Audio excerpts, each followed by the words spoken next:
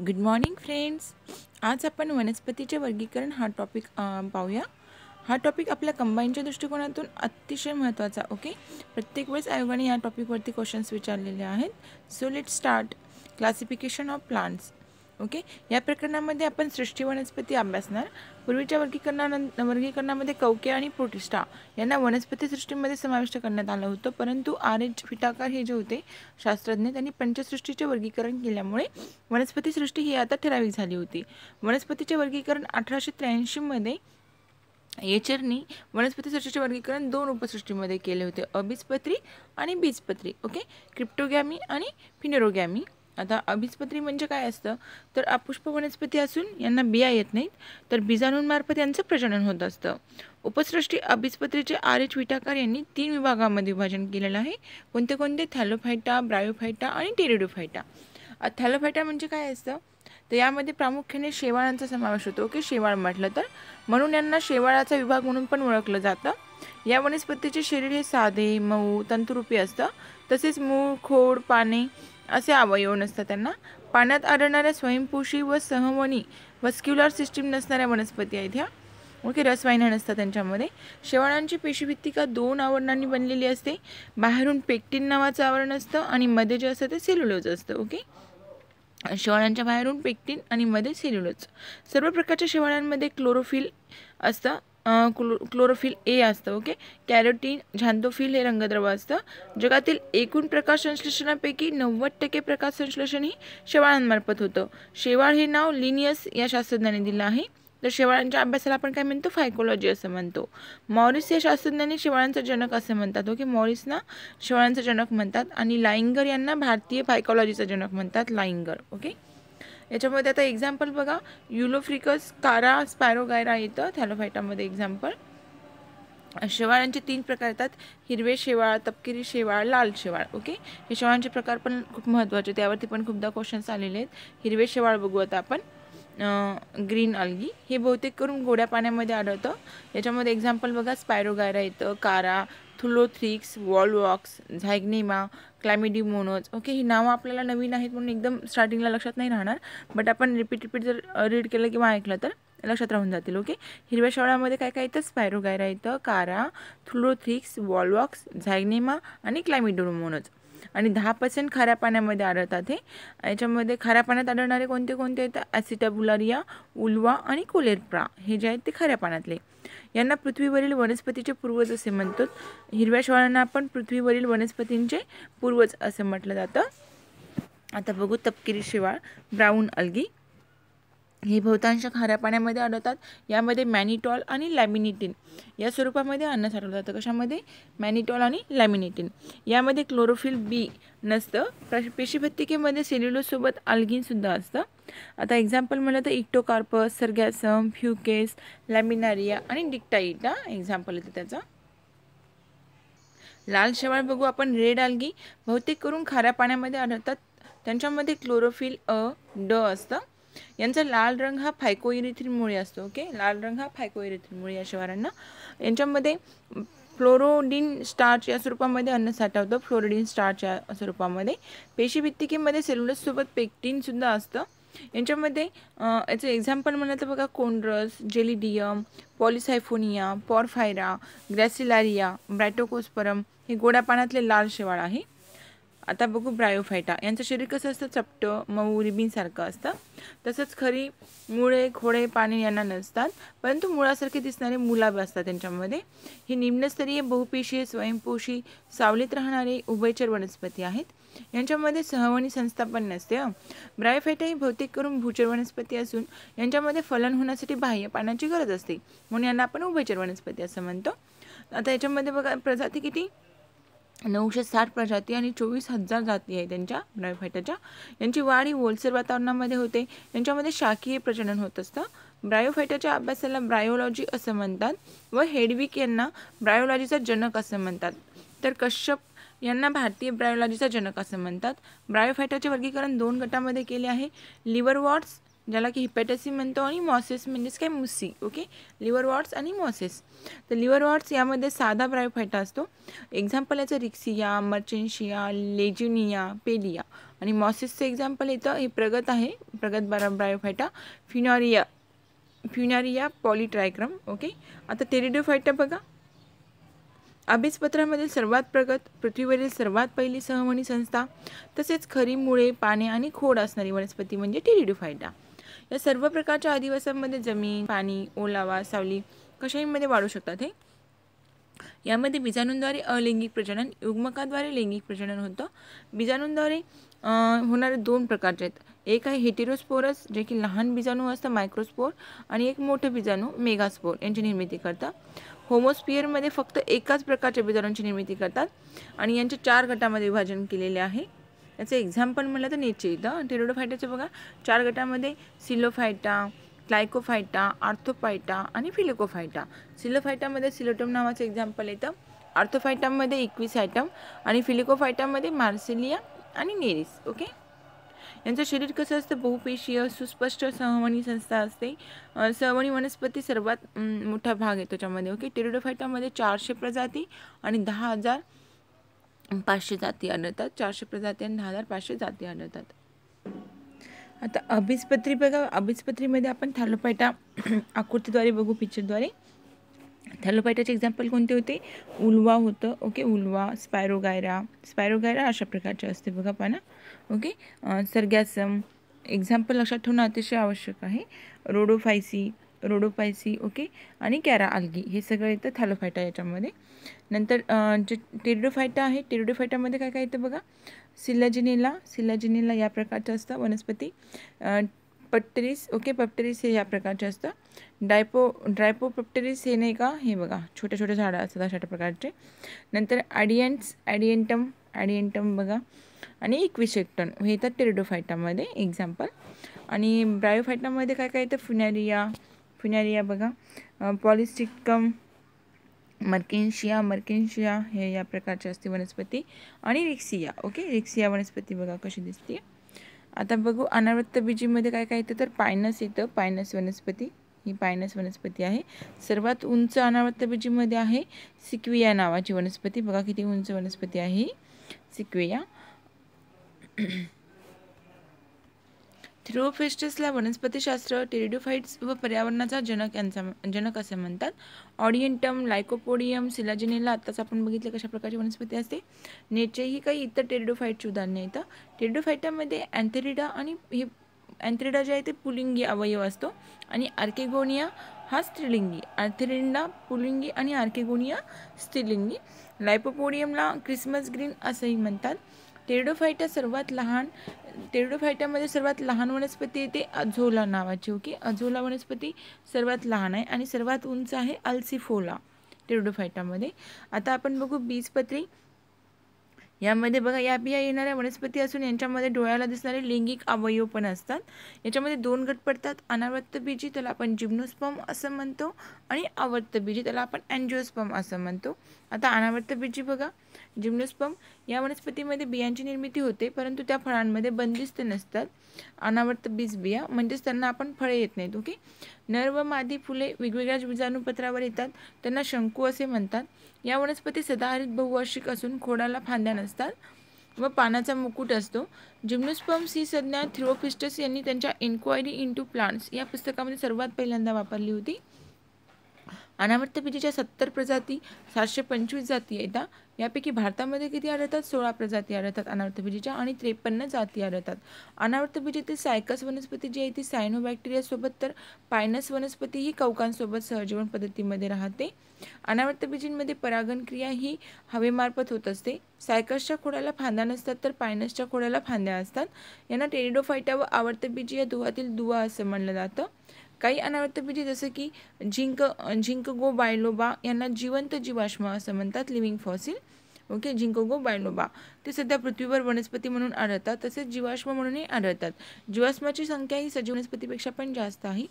अनावर्त busy हे आकाराने वेगवेगळे असतात. ओके. सिक्विया सेपिव्हिनस हे जगातली सर्वात उंच वनस्पती आहे.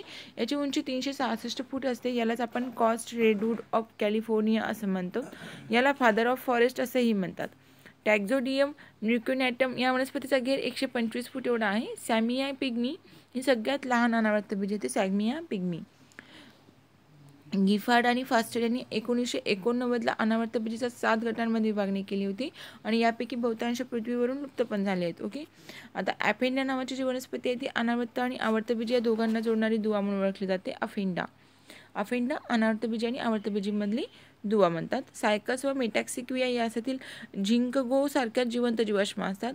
अनावर्तबीजीमध्ये फळ लागत नसल्यामुळे बीजांडामध्ये ओव्ह्यूल्स थेट बियांमध्ये होतं. इफ्रेंडा ही अनावर्तबीजी असून सुद्धा त्यांच्यामध्ये मात्र दुहेरी फलन होतं. अनावर्तबीजी वनस्पतीमध्ये द्वितीय वाढ पाहायला मिळत असते. आता पाहू आवर्तबीजी वनस्पती अँजिओस्पर्म म्हणतात. या वनस्पतीमध्ये बिया हे फळांमध्ये बंदिस्त असतात, म्हणजेच या वनस्पतींना फळे येतात. या वनस्पतीमध्ये फूल हे प्रजनन अवयव असतं. एकाच फुलामध्ये नर-मादी असे दोन्ही लिंगिक अवयव असू शकतात. Bisexual flower. या वनस्पती सरासरी बहुवार्षिक नसतात. विस्तारित पाने येतात व फांदे असतात त्यामध्ये, जसे की मका, मोहरी, घेवडा, हरभरा, आंबा. आवर्तबीजी वनस्पती ह्या विविध आकाराच्या असू शकतात. याच्यामध्ये आवर्तबीजीमध्ये वुल्फिया नावाचं एक्झाम्पल. सर्वात लहान आवर्तबीजी वनस्पती वुल्फिया 1 mm एवढी आहे आणि सर्वात उंच म्हणलं तर युकॅलिप्टस आहे ते. सर्वात उंच आवर्तबीजी वनस्पती किती उंची आहे? 100 मीटर. आवर्तबीजी वनस्पतीचे परत 2 गटामध्ये वर्गीकरण. एक आहे एकबीजपत्री म्हणजे मोनोकॉट आणि द्विबीजपत्री डायकॉट येतं. आता एकबीजपत्री आणि द्विबीजपत्रीमध्ये नेमका काय फरक आहे बघूया. एकबीजपत्री एकाच दलाचं बीज असतं, द्विबीजपत्री 2 दलाचं असतं. एकबीजपत्री तंतुमय मूळ असतं, द्विबीजपत्रीमध्ये ठळक मुळे असतात. एकबीजपत्रीमध्ये खोड हे पोकळ व आभासी असतं, बांबू आणि केळीसारखं. द्विबीजपत्रीमध्ये खोड मजबूत असतं. एकबीजपत्रीमध्ये पानं हे समांतर शिरविन्यास असतं यांना आणि द्विबीजपत्रीमध्ये पान कसं असतं? जाळीदार शिरविन्यास, जसं की पिंपळाचं पान असतं ना तसं. एकबीजपत्री फुलं हे त्रिभागी असतात आणि द्विबीजपत्रीमध्ये पंचभागी असतात. आता एकबीजपत्रीचं एक्झाम्पल बांबू, केळी, कांदा, लसण, तांदूळ, मका, ज्वारी, गहू. द्विबीजपत्रीमध्ये शेंगदाणा, आंबा, पिंपळ, मोहरी, सूर्यफूल. आता यांच्या एकबीजपत्रीमध्ये 50,000 जाती असतात, तर द्विबीजपत्रीमध्ये 2,00,000 एवढ्या जाती आढळतात. ओके. व्हिटाकर यांनी पंचसृष्टीचा शोध लावला. कार्ल लिनियसने द्विनाम पद्धतीचा शोध लावला. थिओफ्रिस्टस यांनी वृक्ष, झुडपे, शाख असे 3 काढले होते 3 याच्यामध्ये. अरिस्टॉटल यांनी जलचर, खेचर, उभयचर आणि भूचर वनस्पतीचं वर्गीकरण केलं. एचर यांनी अभिजपत्री आणि बीजपत्री. नैसर्गिक पद्धत जी आहे ती बेंथम आणि हुकर यांनी शोधून काढली होती. आता हे कोणती शोधली ते महत्त्वाचं आहे. व्हिटाकर म्हणलं तर पंचसृष्टी, कार्ल लिनियस, द्विनाम पद्धती, थिओफ्रिस्टस, वृक्ष, झुडपे, शाख, अरिस्टॉटल जलचर, खेचर, उभयचर, भूचर. एचर यांनी अभिजपत्री, बीजपत्री. नैसर्गिक पद्धत कोणी काढली? बेंथम आणि हुकर यांनी. द्विनाम पद्धतीचा शोध पण कार्ल लिनियस. ओके. पहिली संज्ञा प्रजाती आहे, दुसरी संज्ञा आहे ते जाती. ओके. क्लोरोफायसी म्हणलं तर हरित शेवाळ येतं. सायनोफायसी म्हणलं तर नील हरित शेवाळ येतं. ओके. नंतर नाही का किडोरोफायसी म्हणलं तर तपकिरी शेवाळ येतं आणि झांतोफायसी म्हणलं तर पिवळे आणि हिरवं शेवाळ येतं. ओके. आता इथे पाहू शकतो आपण अनावर्तबीजीमध्ये बघा पायनस नावाची वनस्पती, ही पायनस नावाची वनस्पती आहे. सर्वात उंच म्हणलं तर सिक्विया येतं. सर्वात मोठा घेर असलेला टॅक्झोडियम. ओके. हे टॅक्झोडियम सर्वात मोठा घेर असलेला येतं आणि सायकस वनस्पती अशा प्रकारची असते. ओके. आता आवर्तबीजीचे प्रकार कोणते सांगितले? मोनोकॉट आणि डायकॉट. मोनोकॉटमध्ये बघा एकच दल असलेली वनस्पती येतं, इथे दाखवलेलं आहे आणि समांतरमध्ये अशा पानं येतात बघा समांतर रेषेमध्ये. खोड हे कसं पोकळ असलेलं कसं खोड असतं, एकदम मध्ये असं पोकळ भाग असतो याला. तंतुमय मुळे म्हणलं तर एकदम बारीक बारीक मुळे असतात बघा, अशा प्रकारचे बारीक बारीक मुळे. फूल त्रिभागी म्हणलं तर 3 पानं असे असतात बघा या प्रकारे. चित्र बघितल्यानंतर लगेच इमेज एखादी बघितली तर आपल्या डोक्यामध्ये ते एकदम फिट बसतं, लक्षामध्ये राहतं, म्हणून मी इमेज दाखवण्याचा प्रयत्न करते. आता बघा याच्यामध्ये द्विबीजपत्रीमध्ये नाही का द्विदल 2 दल असतात यामध्ये अशा प्रकारचे. जाळीदार पाने कसे असतात तर ही इथे दाखवलेली आहे इमेज. मजबूत खोड कसं असतं? एकदम पोकळ नसतं मधातून. ओके. त्याला मजबूत खोड असं म्हणतात. मजबूत आणि ठळक मुळे हे दिसतात बघा, मुळे असे तंतुमय नसतात, अशा प्रकारचे नसतात ती, असे असतात मजबूत ठळक. ओके. आणि पंचभागी म्हणलं तर जे आपलं चायना रोज आहे, ओके, जास्वंद, त्याला 5 पाने असतात, ते पंचभागी फुल येतं. ओके. द्विबीजपत्रीमधले. आता पाहू आपण प्राण्यांचे वर्गीकरण, क्लासिफिकेशन ऑफ ॲनिमल्स. ओके. या प्रकरणामध्ये आपण सृष्टी प्राणी अभ्यासणार आहोत. पूर्वीच्या प्रकरणामध्ये आपण फक्त सृष्टी वनस्पती आणि वनस्पती बघितलं. ओके. परंतु प्रोटोझोआ, कवके, जीवाणू यापैकी काहींना वनस्पती तर काहींना प्राण्यांमध्ये सुद्धा वर्गीलं जातं. त्यापैकी प्रोटिस्टा सृष्टीतील सर्व प्रोटोजोआ हे प्राणीसृष्टीमध्ये समाविष्ट होतात, परंतु आर एच विटाकर यांनी पंचसृष्टीनुसार प्राणीसृष्टी ही आता स्पेसिफिक झालेली आहे. प्राण्यांचे वर्गीकरण बघा, नुकत्याच केलेल्या अभ्यासानुसार पृथ्वीवर अंदाजे 7 दशलक्ष प्रजाती असाव्यात. ॲरिस्टॉटल यांनी वापरलेल्या वर्गीकरणाच्या पद्धतींना कृत्रिम पद्धत असं म्हणतात. यांच्या व्यतिरिक्त थिओफ्रिस्टस, प्लिनी, जॉन रे, लिनियस यांनी सुद्धा कृत्रिम पद्धतीचा अवलंब केला होता. डोब्झस्की आणि मेयर यांनी उत्क्रांतीवादानुसार वर्गीकरण केलं. अलीकडच्या काळामध्ये कार्ल उज यांनी सुद्धा प्राण्यांचं वर्गीकरण केलेलं आहे. आता असमपृष्ठरज्जू आणि समपृष्ठरज्जू यामध्ये फरक बघू. पृष्ठरज्जू यांच्यामध्ये नसतातच, ओके. असमपृष्ठरज्जूमध्ये, समपृष्ठरज्जूमध्ये पृष्ठरज्जू असतो प्रेझेंट, ओके. असमपृष्ठरज्जूमध्ये ग्रसनीमध्ये कल्ला विदारे नसतात. समपृष्ठरज्जूमध्ये श्वसनासाठी कल्ले किंवा फोप्से असतात. असमपृष्ठरज्जूमध्ये चेतारज्जू असेल तर तो जोडीने समोरच्या बाजूस असतो, ओके. आणि समपृष्ठरज्जूमध्ये चेतारज्जू एकच, पोकळ मागच्या बाजूला भरीव असतो. असमपृष्ठरज्जू हृदय असेल तर मागच्या बाजूस, समपृष्ठरज्जू हृदय समोरच्या बाजूस असतं. एकपेशीय प्राण्यांचे शरीर संघटन, जीवद्रव्य स्तर या प्रकारचे असते, तर काही बहुपेशीय प्राण्यांचे शरीर संघटनाचे प्रकार पुढीलप्रमाणे येतं. पेशी स्तर बघूया. याच्यामध्ये पेशी स्तर असलेला पोरीफेरा संघ येतो एक्झाम्पल. पेशी उती स्तर म्हटलं तर एक्झाम्पल निडारिया संघ येतो पेशी उती स्तरामध्ये. Cell tissue. उती अवयव स्तर संघटन टिश्यू ऑर्गनमध्ये म्हणलं तर चपटेकर्मी येतात. अवयव संस्था स्तर संघटन ऑर्गन सिस्टीम असणारे प्रेझेंट मानव, बेंडूक, खेकडा येतो. आता पेरिफेरिया संघातील प्राण्यांमध्ये कॉलर पेशी असतात. या पेशी प्राण्याला प्रवाहित करतात. प्राणी स्थानबद्ध प्राणी आहेत. निडारिया किंवा सिलेंटरेटा या संघातील प्राण्यांना शंडुके म्हणजे काय टेंटॅकल्स असतात. यांचा उपयोग भक्ष्य पकडण्यासाठी ते करतात. तर दंशपेशी भक्ष्यांच्या शरीरामध्ये विषाचं अंत्यशपन पण करतात. चपटेक्रमी हे उभयलिंगी प्राणी असतात. गोलक्रमी प्राणी हे मात्र एकलिंगी असतात. आर्थ्रोपोडा संघातील प्राणी जीवन संघर्षामध्ये सर्व प्रकारे यशस्वी झालेला संघ म्हणून ओळखला जातो. हे प्राणी एकलिंगी असतात. ऑक्टोपस हा प्राणी पोहणे, सरपटणे, चालणे अशा तिन्ही प्रकारे हालचाल करतो ऑक्टोपस. इकायनोडर्माटा संघातील प्राणी फक्त समुद्रामध्ये आढळतात. त्यांच्या प्रौढावस्थेमध्ये पंचआर्य तर आळी अवस्थेमध्ये द्विपार्श्व सममिती असते. हेमिकॉर्डाटा संघातील प्राण्यांना आर्कोनकर्मी असं म्हणतात. हे प्राणी एकलिंगी तसेच उभयलिंगी पण असतात. प्राणीसृष्टीमध्ये जवळपास 35 संघ, त्यापैकी 11 संघ प्रमुख आणि मोठे मानतात. हे वर्गीकरण नाही का बघा कोणत्या कोणत्या मुद्द्यावर असतं. ते एक असं शरीर रचना, शरीर सममिती, पृष्ठरज्जू असते किंवा नसते, देहगुहा प्रेझेंट आहे की नाही यावरती. शरीर रचनेमध्ये काय काय बघलं जातं. शरीर आवरण हे बहुतांश दुहेरी किंवा तिहेरी असू शकतं. दुहेरी आवरण असणाऱ्या प्राण्यांना आपण पोरीफेरा, सिलेंटरेटा संघामध्ये टाकलेला आहे.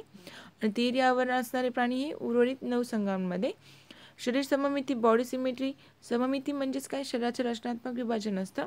जसं की मानवाचं शरीर कसं 2 भागात समान भागामध्ये विभाजन होतं, तसंच नाही का त्याला द्विपार सममित असं म्हणतात, बायलॅटरल सिमेट्रिकल. असममित म्हणलं तर ज्यांना विशिष्ट आकार नसतो त्यांना, जसं की पायलाला आकार नसतो. अर्य सममित म्हणलं तर यांना कोणत्याही भागातून कापलं तर ते दोन्ही सारखेच भागांमध्ये विभाजन होतं, जसं की हायड्रा, तारामसा. द्विपार सममित म्हणलं तर बेंडूक, उंदीर आणि माणूस येतं. गोलीय सममितमध्ये सी आर्चिन, ओके. गोलाकार आकारामध्ये असते ती. पृष्ठरज्जू असते किंवा नसणे बघा. असणाऱ्यांमध्ये समपृष्ठरज्जू प्राणी म्हणजेच व्हर्टिब्रेट्स, नसणाऱ्यांमध्ये असमपृष्ठरज्जू प्राणी म्हणतात त्यांना इनव्हर्टिब्रेट्स. देहगुहा म्हणजे बॉडी कॅव्हिटी, कोलम असणे किंवा नसणे. देहगुहा नसणाऱ्यांमध्ये कोण कोण येतं. पोरीफेरा, सिलेंटरेटा, प्लॅन्टीहेल्मिंथिस यांना देहगुहा नाही आहे. आणि सुडोसिलम संपूर्णपणे देहगुहा नसणे म्हणून याला भ्रमित देहगुहा असं म्हणतात. निमॅटोड्स कसं आहे, सुडोसिलोम आहे. युसिलोमेट जे आहे ते 7 संघामध्ये जातं. आता मुख आणि गुद्द्वार निर्मिती. जर मुख सर्वात पहिल्यांदा विकसित होऊन त्यानंतर गुद्द्वार जर विकसित झालं तर त्याला आपण प्रोटोस्टोम्स असं म्हणतो. एक्झाम्पलमध्ये बघा आता प्रोटोस्टोममध्ये कोण येतं. ॲनेलिडा, आर्थ्रोपोडा, मोलुस्का. जर गुद्द्वार प्रथम विकसित होऊन त्यानंतर मुख विकसित होत असेल तर त्याला काय म्हणतात, ड्युटिरोस्टोम्स असं म्हणतात. कार्डेटा आणि इकायनोडर्मस याच्यामध्ये एक्झाम्पल येतं. प्रचलनाचे अवयव बघा. हालचालीसाठी कोणता अवयव वापरतात. काही जण सरपटतात तर काही जण पोहत असतात. ज्याप्रमाणे वरील बाबी लक्षात घेऊन प्राणीसृष्टीची एक उपसृष्टी पडते त्याला आपण मेटाझुआ असं म्हणतो. या सर्व लक्षणाच्या आधारे मेटाझुआचे वर्गीकरण 10 संघामध्ये केले. पेरिफेरा, सिलेंटेरेटा, प्लॅन्टीहेल्मिंथिस, नेमॅटोहेल्मिंथिस, ॲनेलिडा, आर्थ्रोपोडा, मोलुस्का, इकॅनोडर्मेटा, हेमिकॉर्डेटा आणि कॉर्डेटा. आता पोरीफेरामध्ये कोण कोण येतं. सायकॉन, स्पॉन्जिला, युटेलेकटेला, ओके. सिलेंटेरेटामध्ये बघा हायड्रासी, ॲनिमोन, फायझिलिया जेलीफिश पाण्यात राहणारे, प्लॅन्टीहेल्मिंथिसमध्ये टेपवर्म, प्लॅनेरिया, लिव्हर फ्लूक, निमॅटोहेल्मिंथिसमध्ये ॲस्कॅरिस, उचेरिया हे एक्झाम्पल येतं. ॲनिलिडामध्ये येतं गांडूळ, लीच, नेरिस. आर्थ्रोपोडामध्ये मधमाशी, माशी यासारखे कीटक, कोळंबी, विंचू. मोलुस्कामध्ये शंख, शिपला, अष्टपाद, गोगलगाय, समुद्र, ऑक्टोपस. इकॅनोडर्मॅटामध्ये तारामासा, सी अर्चिन, सी कुकुंबर. हेमिकार्डाटामध्ये बॅलानोग्लॉसम. कार्डाटामध्ये बघा सायक्लोस्टोमॅटा, मत्स्य, उभयचर, सरीसृप पक्षी आणि सस्तन प्राणी येतं. आपण या प्रत्येकाची इमेज बघू म्हणजे आपल्या लक्षामध्ये राहील कशामध्ये कोणतं येतं ते. इथे बघा संघ पोरीफेरा दिले. पोरीफेरामध्ये काय काय येतं, सायकॉन स्पंज येतो, सायकॉन स्पंज आणि युप्लेक्टेला. ओके, युप्लेक्टेला कशा प्रकारे किती सुंदर दिसतं बघा, इथे युप्लेक्टेला दाखवलेला आहे इमेज. संघ सिलेंटेरेटामध्ये कोरल्स येतात, कोरल्स. हायड्रा नावाची वनस्पती प्राणी येतात, हायड्रा हे नावाचे प्राणी आहेत. सी पेन नावाचा प्राणी पण आहे बघा, पेनीसारखा आकार दिसतो. आणि जेलीफिश. ओके, हे जेलीफिश आहे. आणि ॲनिलेडामध्ये बघा नेरिस नावाचा प्राणी येतो, नेरिस, लीच. ओके, गांडूळ पण येतो ॲनिलिडामध्येच. प्लॅन्टीहेल्मिंथिसमध्ये कोणते कोणते एक्झाम्पल आहेत, टेपवर्म आहे, टेपवर्म असं असतं बघा. Okay, tapeworm. फ्लॅटवर्म्स असे असतात, दिसायला एकदम फ्लॅट. ओके, चपटे. नंतर फ्ल्यूक येतं, फ्ल्यूक्स हे येतात प्लॅन्टीहेल्मिंथिसमध्ये. संघ ॲस्कॅलमध्ये ॲस्कॉरिस येतं, ॲस्कॉरिस लक्षात राहू शकतं, अशा प्रकारचं असतं, त्याची इमेज पाहून लक्षात ठेवा. नंतर हेमिकार्डाटामध्ये येतो बॅलानोग्लॉसम बघा या प्रकारचं असतो, चिन्ह दाखवल्यासारखं. ओके, प्राणी. संघ आर्थ्रोपोडा हा सर्वात मोठा संघ येतो. यामध्ये बघा काय काय येतं, मेफ्लाय येतं, उवा येतात. ओके, डोक्यात राहणारे उवा पण आर्थ्रोपोडामध्ये. गांदेल माशी, वॉटर स्टायडर, स्कॅरप, बेटल, फुलपाखरू, बटरफ्लाय पण येतं आर्थ्रोपोडामध्ये. सर्वात मोठा संघ म्हणतात त्याला. घरमाशी, नागतोडा हे सर्व येतं आर्थ्रोपोडामध्ये. संघ मोलुस्कामध्ये येतं गोगलगाय, शंख आणि शिपले पण मोलुस्कामध्येच येतात. ऑक्टोपस येतं मोलुस्कामध्ये, स्क्विड पण येतं. Okay, squid. नंतर संघ इकॅनोडर्मॅटामध्ये बघा आर्चिन नावाचा प्राणी येतो. सी कुकुंबर इकॅनोडर्मॅटामध्येच येतं. तारामासा पण येतो इकॅनोडर्मॅटामध्ये. संघ कार्डाटामध्ये वर्ग उभयचर प्राणी म्हणतात त्याला. सिसिलियम येतं आणि सॅलामेंडर, बेंडूक हे पाण्यामध्ये पण जमिनीवर राहणारे प्राणी येतं. संघ कार्डाटामध्ये बघा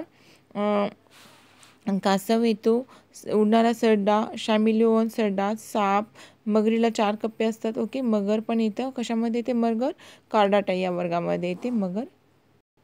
संघ कार्डाटामध्येच वर्ग पक्षीमध्ये बघा एव्समध्ये सगळे पक्षी येतात, कोकिळा, पोपट, सगळे पेंग्विन वगैरे. ओके, आणि सस्तन प्राण्यांमध्ये हत्ती, गाय, कांगारू, ससा, डॉल्फिन, मुंगूस, उंदीर, वटवाघळू, प्लॅटिपस पण येतं का सस्तन प्राण्यांमध्येच. ओके, कार्डाटा संघ वर्ग सस्तन प्राणी. आता प्रत्येकी 10 जे संघ आहेत त्याच प्रत्येक संघाचा डिटेलमध्ये स्टडी करूया. संघ पेरिफेरा बघा, आता पोरिफेरा या प्राण्यांच्या शरीरावर कसे छिद्र असतात, सर्व प्रकारचे स्पंज या संघामध्ये येतात. असममित प्रचलन न करणारे तसेच घट्ट भागाला चिटकून राहणारे खाऱ्या पाण्यातील प्राणी असतात. ते शरीरावर शंकुकाचे आवरण असतं, स्पिक्युलस असतं. हे आवरण कॅल्शियम कार्बोनेटपासून बनलेलं असतं. ऑस्टियम हे मुखासारखे काम करतं, तर ऑस्किलम हे गुदद्वारासारखं काम करतं. यामध्ये बहुतांश खाऱ्या पाण्यामध्ये आढळणारे पण काही गोड्या पाण्यात पण आहेत पोरिफेरामध्ये. पोरिफेरा ही संज्ञा ग्रँट यांनी दिली होती आणि हे प्राणी आहेत एलिज यांनी सांगितलं होतं. सजीव अमोनिया हा पदार्थ उत्सर्जित करतात. यांच्यामध्ये रक्ताभिसरण क्षमता पण नसते. यांच्यामध्ये पुनर्जन्म क्षमता रिजनरेशन असतं. पोरिफेराचे वर्गीकरण बघा, आता वर्ग कॅलिकरी, वर्ग हायलोस्पॉन्जिया आणि डेमोस्पॉन्जिया. आता कॅलिकरीमध्ये सर्व खाऱ्या पाण्यामध्ये राहतात. ते सायकॉन, स्कॅफा, ग्रॅटिया, ल्युकोसोलनिया, क्लॅन्थ्रिया हे एक्झाम्पल आहेत त्याचे. हायलोस्पॉन्जियामध्ये यांना आपण ग्लास स्पॉन्जेस असंही म्हणतो, खाऱ्या पाण्यामध्ये आढळतात. युप्लेक्टेला, व्हेनस फ्लावर बास्केट आणि हायलोनेमा, ग्लास रोप स्पॉन्ज. ओके, हे एक्झाम्पल आहे. तर युप्लेक्टेलाला काय म्हणतात, व्हेनस फ्लावर बास्केट, हायलोनेमाला ग्लास रोप स्पॉन्ज म्हणतात. वर्ग डेमोस्पॉन्जिया हे खाऱ्या पाण्यामध्ये पण राहतं, गोड्या पाण्यामध्ये पण राहतं. एक्झाम्पल बघितलं तर क्लियाओना येतं, बोरिंग स्पॉन्ज असं म्हणतात त्याला. कॅलिना म्हणलं तर डेड मॅन्स फिगर येतं आणि यू स्पॉन्ज म्हणलं तर बाथ स्पॉन्ज हे पण डेमोस्पॉन्जियामध्ये येतं. आणि स्पॉन्जिला जे की गोड्या पाण्यामध्ये दिसतं. आता संघ सिलेंटेरेटा, निडारिया पण म्हणतात त्यालाच, याबद्दल माहिती बघू. यांच्यामध्ये जास्त विभाजन असतं, पण पाण्यात राहणारे आणि जास्तीत जास्त समुद्रात आढळणारे प्राणी आहेत हे. अर्य सममित रॅडियल सिमेट्री असणारे आणि द्विस्तरीय प्राणी. शरीराला एकच मुख, त्याभोवती षण्डुके असतात. याला प्रजनन मुकुलाईन या अलैंगिक पद्धतीने होत असते. यांचं वसाहतीत राहणारे कोरल, सी ॲनिमोन, एकटे राहणारे कोणी हायड्रा आणि जेलीफिश. सिलेंट्राटा हे जुने नाव असून याला सध्या निडारिया असं म्हणतात. सिलेंट्राटा हे नाव कोणी दिलं होतं? ल्युकार्ट यांनी दिलं होतं. यांच्यामध्ये प्राथमिक अवस्थेमध्ये चेतासंस्था असते. याचं प्रमुख 2 प्रकारची रचना आहे, पॉलिप, मेडुसा. मेडुसा कसं छत्रीसारखं दिसतं, पॉलिप जे आहे ते दंडगोल आहे.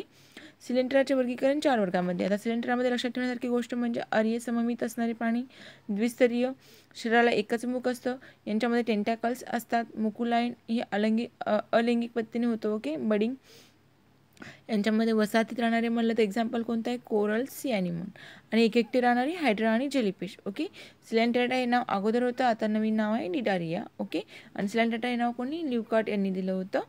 आता याचं 4मध्ये वर्गीकरण बघू आपण. हायड्रोझोआ, स्कॅपोझोआ, क्युबोझोआ आणि अँथ्रोझोआ. हायड्रोझोआमध्ये गोडे पाणी किंवा खारे पाण्यामध्ये राहणारे येतात. Hydra, obelia, obelia. Okay, example येतं. स्कॅपोझोआचं एक्झाम्पल ॲरेलिया, फक्त खाऱ्या पाण्यामध्ये मेडुजा प्रकारातलं येतं ते. क्युबोझोआ फक्त खाऱ्या पाण्यातलंच येतं, क्यूबच्या आकाराचं असतं, म्हणून त्याला क्युबोझोआ असं म्हणतात. याच्यामध्ये एक्झाम्पल आहे कायरोनिक्स. ओके, सी वॅप्स पण म्हणतात त्याला. यामध्ये विषारी पेशी असतात. अँथ्रोझोआ जे आहे ते सगळ्यात मोठा येतो वर्ग अँथ्रोझोआचा. हे सगळे खाऱ्या पाण्यामध्ये राहतात. हे फक्त पॉलिप प्रकारात येतात. ओके, कोरल्स असतात, त्यांना हे कोरल रीप तयार करतात, प्रवाळ बेटे. आणि सी ॲनिमोन म्हणलं, याच्यामध्ये एक्झाम्पल कोणते कोणते? Sea anemone, adamsia, sea fan, brain coral आणि सी पेन. ओके, हे एक्झाम्पल आहेत अँथ्रोझोआचे. ग्रेट बॅरियर रीफ क्वीन्सलँड, ऑस्ट्रेलियामध्ये येतं. हे जगातलं सगळ्यात मोठे प्रवाळ बेट आहे, ग्रेट बॅरियर रीफ. संघ प्लॅन्टियलमितीस बद्दल अभ्यासूया. यांचं शरीर कसं असतं? रिबीनप्रमाणे चपटं, त्रिस्तरीय आणि द्विपाद सममित असतं.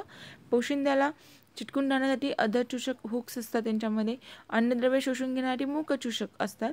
बहुतेक प्राणी आंतरपरिजीवी, पॅरासायटिक तर काही स्वतंत्र राहतात. यांच्यामध्ये रक्त अभिसरण संस्था नसते, तर मेंदू असतो. यांचे 3 वर्गामध्ये वर्गीकरण केलं जातं, टर्बेलिरिया, ट्रिमॅटोडा आणि सिॲस्टोडा. टर्बेलिरियामध्ये चपटेक्रमी वलयीकृत नसलेले प्राणी व जमीन दोन्हीवर आढळणारे. ट्रिमॅटोडा यांना आपण फ्ल्युक्स असं म्हणतो. शरीर कसं वलयीकृत असतं, चूषके असतात. सिॲस्टोडामध्ये यांना आपण टेपवर्म असं म्हणतो. शरीरावर वलय चूषक असतात. अलैंगिक प्रजनन आणि पुनर्जनन असतं. मूक आणि आतडे पण नसतात त्यांना, सिॲस्टोडाला. अलैंगिक प्रजनन आणि पुनर्जनन नसतं, यामध्ये अलैंगिक प्रजनन होतं. आता एक्झाम्पल बघा, प्लॅनेरिया येतं, बायपॅलिडस, ब्लड फ्ल्यूक येतं, पोर्क टेपवर्म, त्याला आपण टिनिया सोलियम असंही म्हणतात, लिव्हर फ्ल्यूक, डॉग टेपवर्म आणि बीप टेपवर्म, हे सगळे येते यामध्ये. आता संघ ॲस्किएलमितीस बघू. शरीर त्रिस्तरीय असतं, द्विपाद सममित असतात, लांबट आणि दंडाकृती असतात.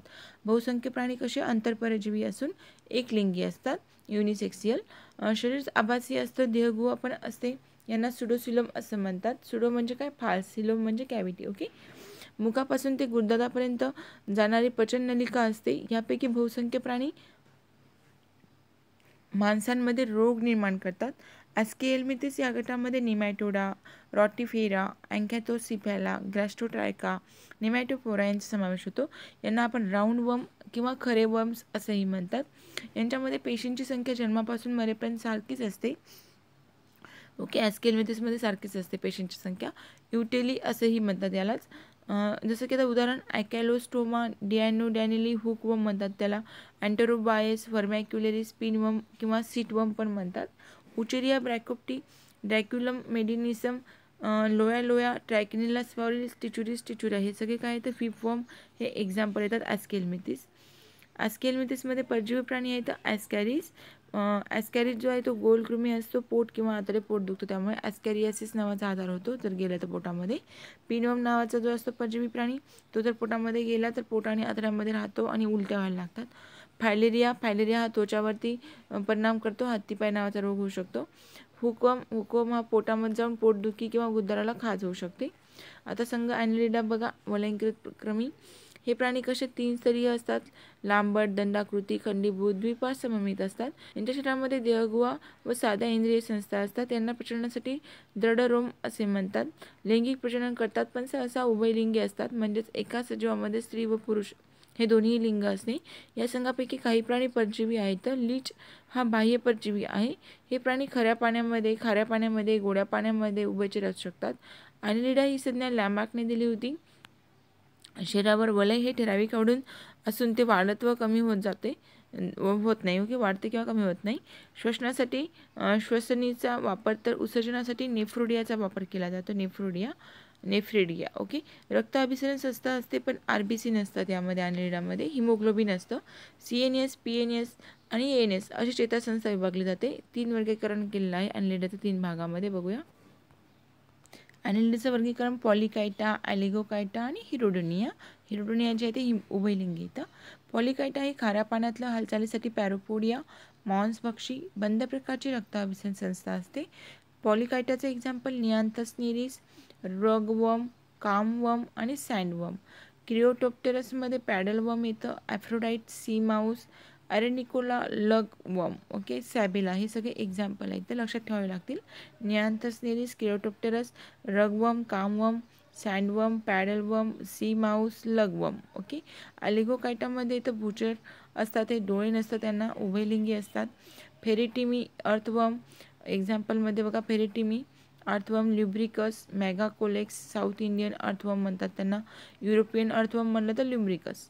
ट्युबिफेक्स, ब्लडवर्म म्हणतात, हे चिखलात वाढतात म्हणून याला जलप्रदूषणाचे निर्देशक म्हणतात ट्युबिफेक्सला, हे पण लक्षात ठेवूया. ट्युबिफेक्स हे चिखलामध्ये वाढतं ब्लडवर्म, म्हणून याला जलप्रदूषणाचं निर्देशक असं म्हणतात ट्युबिफेक्सला. हिरोडीन हे त्यांच्या लाळेमध्ये असतं, जे रक्त गोटू देत नाही. बहुतेक करून खाऱ्या पाण्यातील रक्त पिणारी आणि त्यांच्यामध्ये खुली रक्त अभिसरण संस्था असते. डोळ्यांच्या 5 जोड्या असतात. हिरोडोनियामध्ये शरीरावर 33 वलय असतात. ओके, लीच येतं हिरोडोनियामध्ये, लीच. आता बघू संघ आर्थ्रोपोडा. आर्थो म्हणजे काय, ते संधियुक्त 5 पाय. पोड्स म्हणजे ॲनिमल विथ जॉईंटेड लेग, त्याला आर्थ्रोपोडा असं म्हणतात. सगळीकडे आढळतात. त्रिस्तरीय, द्विपाद, सममित आणि प्रचलनासाठी यांना संधियुक्त पाय असतात. प्राण्यातील हा सर्वात मोठा संघ आर्थ्रोपोडा. सर्व प्राण्यांच्या जवळपास 80% एवढा येतो. यांचे शरीर खंडीभूत सेगमेंटेड आहे. शरीराचं डोकं, वक्ष, उदर असं 3 भाग पडलेला आहे. बाह्य कंकाल कायटिन आणि शक्रेने बनलेला आहे. ओके, एक्सटर्नल स्केलेटॉन जो आहे तो कायटिन आणि शक्रेपासून बनलेला. एकलिंगी असतात, लैंगिक प्रजनन करतात. आर्थ्रोपोडा हे नाव कोण दिलं होतं? आर्थ्रोपोडा हे नाव व्हॉन सायबोल्ड यांनी दिलं होतं. हे प्राणी जलचर, भूचर, हवेत उडणारे आहेत. हवेत उडणारे एकमेव अपृष्ठवंशीय. श्वसन अंगे, कल्ले, फुफ्फुसे, श्वसन नळ्या, उत्सर्जित अंगे, ग्रीन ग्लँड, कॉक्झल ग्लँड, माल्फिजियन नलिका यांना साधे किंवा संयुक्त नेत्र असतात. आर्थ्रोपोडाचे 4 उपसंघ पडतात: ॲनिकोफोरा, ट्रिलोफिटा, केलिकेराटा आणि मॅन्डिबुलाटा. ओके, ॲनिकोफोरामध्ये, ॲनिको म्हणजे काय, पंजे, आणि फोरा असणारे. तर पॅरिपेटस येतं एक्झाम्पल, ॲनिकोफोराचं एक्झाम्पल आहे पॅरिपेटस, त्याला आपण वॉकिंग वर्म असं म्हणतो पॅरिपेटसला. याला ॲनिलिडा आणि आर्थ्रोपोडा यांना जोडणारा दुवा म्हणतात. ॲनिलिडा आणि आर्थ्रोपोडाला जोडणारा दुवा म्हणलं तर पॅरिपेटस. ट्रिलोबिटा जे आहे ते लोब असतात, 3 लोब असणारे ट्रिलोबिटा. यामध्ये मोठ्या आकाराचा आर्थ्रोपोडा होतो, सध्या तो लुप्त झालेला आहे. आणि कॅलिकेरेटा बघू. कॅलिकेरेटा हा नाही का, याच्यामध्ये 2 वर्गीकरण आहे कॅलिकेरेटामध्ये. मॅरिस्टोमेटामध्ये ल्युमुलस येतं, किंग कार्प किंवा हॉर्स शू कार्प असं म्हणतात त्याला. सजीव जीवाश्म असून याला संयुक्त डोळे असतात. ओके, मॅरिस्टोमेटाला. आणि वर्ग आर्कॅनिडाला चालण्याच्या पायाच्या म्हणजे चालण्यासाठी 4 जोड्या असतात. अँटिना नसतो, साधे डोळे असतात, सिंपल आहेत. उत्सर्जनासाठी कॉक्सल ग्रंथी आणि श्वसनासाठी बुक लंग्स असतात आर्कॅनिडामध्ये, बुक लंग्स. विंचू हा मांसभक्षी असून इतर कीटकांवर तो जगत असतो. अजून एक्झाम्पल म्हणलं तर कोळी. कोळी हे उदरातील ग्रंथीद्वारे ॲब्डॉमिनल ग्लँड जाळे स्त्रवलेल्या पदार्थापासून जाळे तयार करतात. टिक्स आणि माईट जे असतात ते सस्तन प्राण्यांमध्ये रोग निर्माण करतात. आता बघू उपसंघ मॅन्डिब्युलाटा. यांच्यामध्ये मॉन्डिबल म्हणजे हनुवटीसारखा हाड असतं. यांचं 4 वर्गामध्ये वर्गीकरण केलं जातं. वर्ग कुष्टियासी. कुष्टी म्हणजे काय, कठीण कवच. पाण्यात राहणारं, गिल्सद्वारे शोषण करणारं, पायांच्या 5 जोड्या असणारं, तसेच अँटिनाच्या 2 जोड्या आणि संयुक्त नेत्र असतं यांना. पॅलिओमॅन, झिंगे, ॲस्कॅटस, कॅन्सर, खेकडा, डॉफ्झिया, वॉटरफ्लाया. आता किलोपोडा बघूया. यांना आपण सेंटिपेड असं म्हणतो. शरीर, डोके आणि उदर यामध्ये ते विभागलेलं असतं. प्रतिवलय पायाची 1 जोड असते. साधे डोळे, मांसपेशी व विषारी आर्थ्रोपोडा म्हणून ओळखलं जातं. यामध्ये एक्झाम्पल येतं किलोपोडामध्ये स्कोलोप्रेंडा, ओके. किलोपोडा म्हणलं तर स्कोलोपेंड्रा. आता वर्ग डिप्लोपोडा बघू. यांना आपण मिलीपेड असं म्हणतो. मिलीपेड. प्रतिवलय पायाच्या 2 जोड्या, शरीरांचे डोके, वक्ष, उदर यात विभाजन असतं. डोळे नसते यांना. शाकभक्षी, विषारी नसलेला आर्थ्रोपोडा आहे. आता एक्झाम्पल म्हणलं तर जलस. डिप्लोपोडामध्ये कोण येतं? जलस येतं. इन्सेक्टाला 6 पाय असतात. यांचं शरीर डोके, वक्ष, उदर असं विभागलं जातं. अँटिनाची 1 जोडी असते. संयुक्त डोळा असतो. पायाच्या 3 जोड्या असतात. रक्तातील रंगद्रव्य नसतं. मात्र उत्सर्जनासाठी माल्फिजियन नलिका तर श्वसनासाठी श्वसन नलिका वापरतात इन्सेक्टा. याच्यामध्ये फुलपाखरू, घरमाशी, मधमाशी, उवा, डास, नाकतोडा, ढेकून, गांधील माशी, झुरोड सगळंच येतं.